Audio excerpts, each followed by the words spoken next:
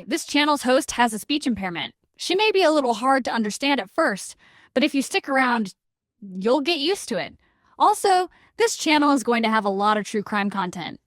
Viewer discretion is advised. Now on with the show.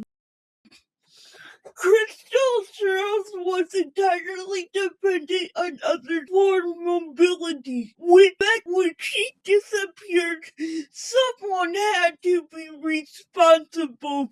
Yet her case was never treated with that urgency.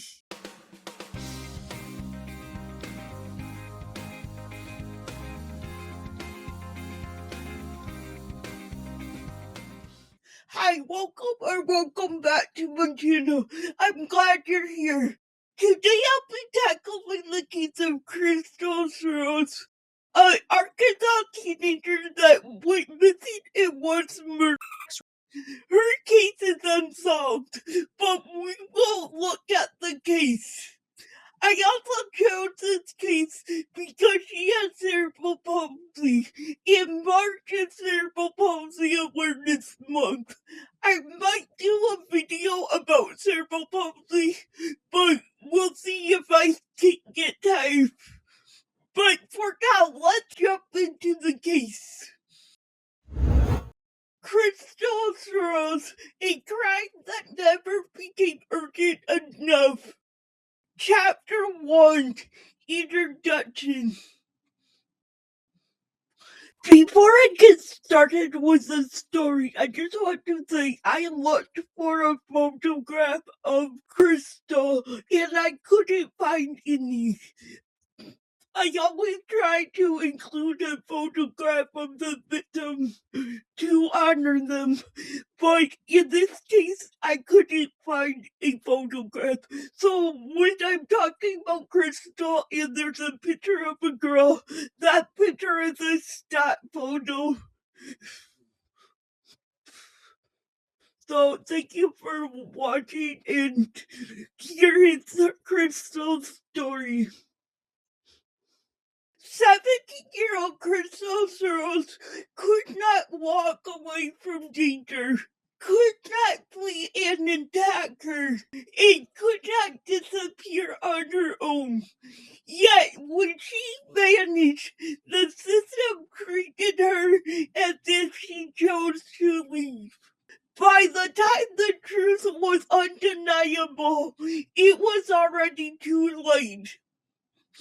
In December 1996, Krystal left her home in Benton, Arkansas, expecting to return later that day. She never did. Weeks later, her body would be found in a rural area in Saline County. The victim of sexual assault and more than 2 decades later, no one has been held accountable. Chapter 2, Who Krystal Was. Krystal Surles was a high school student with cerebral palsy who used a wheelchair and required assistance for mobility in daily tasks. Friends and family described her as social, trusting, and eager for independence. Like many disabled teenagers, I know myself included, Krystal lived in a delicate balance between dependence and autonomy.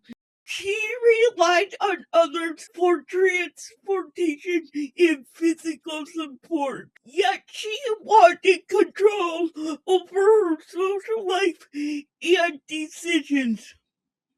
That tension, often misunderstood by outsiders, would later shape how her disappearance was interpreted. Chapter 3, The Day She Vanished. On the day she disappeared, Krystal told her family she was going to meet someone she knew. Because she often arranged rides, this did not immediately cause alarm. But when she failed to return home, concern quickly escalated. Her family reported her missing, stressing that Krystal's disability, medical needs, and routines made it unlikely she would disappear voluntarily. Despite this, early assumptions reportedly leaned towards the idea that she had run away, an interpretation that would have devastating consequences. Chapter 4: The Cause of Delay.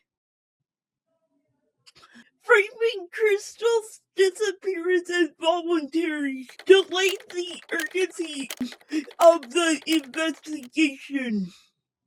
Instead of being treated as someone in immediate danger, she was treated as someone exercising independence. That contradiction is common in cases involving disabled individuals. The autonomy is questioned when they seek it, but overstated when it becomes convenient to explain inaction. In Krystal's case, that delay meant lost time, missed opportunities, and a rapidly closing window to find her alive. Chapter 5: The Discovery. In 1997, weeks after Krystal vanished, her body was found in a rural area of Saline County. She had been sexually assaulted and murdered. Her wheelchair was not found with her, making one fact unavoidable. Krystal could not have arrived there on her own. Whoever took her controlled her movement, her safety, and ultimately her life.